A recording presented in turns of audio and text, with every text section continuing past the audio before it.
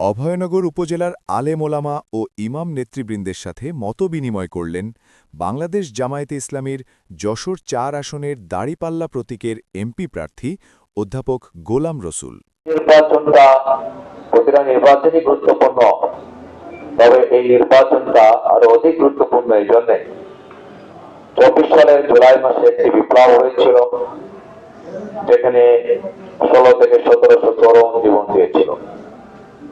প্রায় ৪০,০০০ তরুণ আহত হয়েছিল। তাদের একটা আশা-আকাঙ্ক্ষা ছিল বৈষম্যহীন মানবিক ইনসাফ ভিত্তিক বাংলাদেশ তৈরি করবার জন্য তারা জীবন দিয়েছে, তারা রক্ত দিয়েছে।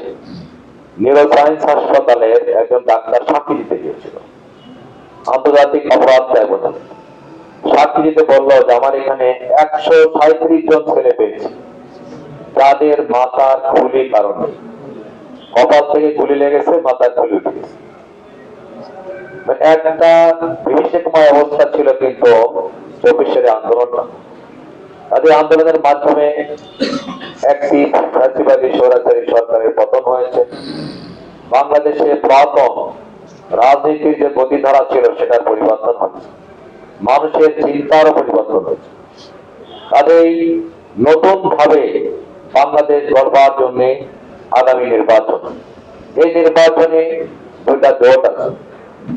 বাংলাদেশ জামাত ইসলামের নেতৃত্বে এদেশের আলেম ওলামা যারা আছেন তারা আছেন এই জোটে, আর ২৪ গণবিপ্লবের ধারক এবং বাহক যারা, মূল নেতৃত্বে যারা ছিলেন, যারা আজকে একটি রাজনৈতিক সংগঠন করেছেন এনসিপি, তারাও কিন্তু এই জোটের সাথে আছে। আজ নির্বাচনটা আমাদের জন্য, জাতির জন্য খুবই গুরুত্বপূর্ণ। আজকে আমরা যে ইতিহাস আমাদের সামনে আলোচনা করলেন, এটা আমরা সবাই জানি যে বিগত সময় এদেশের ওলামায়ে কেরাম কি ত্যাগ স্বীকার করেছেন আমাদের চোখের সামনে আছে।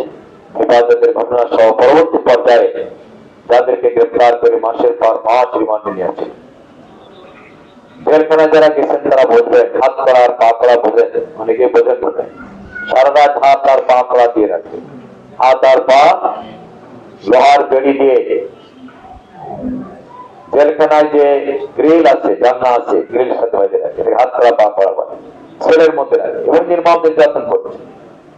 আমরা যদি অতীতের ইতিহাস দেখি, ভারত মহাদেশে দেখতে পাবো যখনই মুসলমানদের উপরে অন্ধকার নেমে এসেছে তখনই ওলামায়ে কেরাম ত্যাগ স্বীকার করেছে।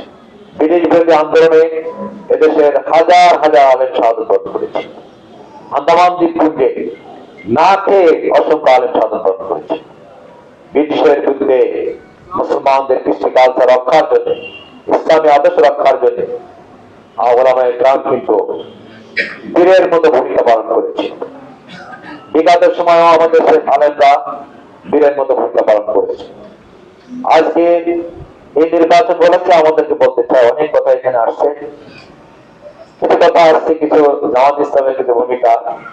আমি কখনো বাড়াবাড়িতে বিশ্বাসী না। আমার বক্তব্য আপনারা দেখবেন, আমি ব্যক্তিগতভাবে কিন্তু কোন ব্যক্তির বা দলের ভিতরে হয়ে কথা আমি বলি। জনগণ আছে, প্রত্যেকের কাছে কিন্তু অ্যান্ড্রয়েড সেট আছে, প্রত্যেকের হাতে ক্যামেরা আছে। মুহূর্তের মধ্যে একটি ঘটনা এখানে ঘটবে, যদি এখানে নিউজ করে, লাইভ করে, সারা দুনিয়ার মানুষ হতে পারছে না। কাজেই আমার তো বক্তব্য দেওয়ার দরকার নেই। কার ক্যারেক্টার কেমন, কোন দলের চরিত্র কেমন, এদের সাথে জনগণ একটা সচেতন সবার সামনে দেখতে পাচ্ছেন। আজকে আমি এখানে আমাকে রিকোয়েস্ট করলো যে একটি প্রচার মিছিল থেকে একটি বাদ দিতে হবে। আমি ওকে বাদ দিলে কাকে কোন দলে অন্তর্ভুক্ত করা, এটা জামাত ইসলামের আদর্শ না। জামাতের যদি কোনো কর্মী কোথাও করে থাকে, এটা সে অবশ্যই জামাতের সাংগঠনিক শৃঙ্খলা বিরোধী কাজ করেছে। আমাদের বক্তব্য আজকে এরকম, জোর করে কাউকে দাড়িপাল্লা প্রতীকে ভোট দেওয়া যাবে না। যাবে তার অন্তর কি জয় করা যাবে? আপনার সামনে বলবে, কিন্তু বুঝে যখন যাবে ভোটটা কিন্তু তাদের বেশি হবে। আর জোর করেও দাড়িপাল্লা প্রতীককে কেউ বিরত রাখা যাবে না।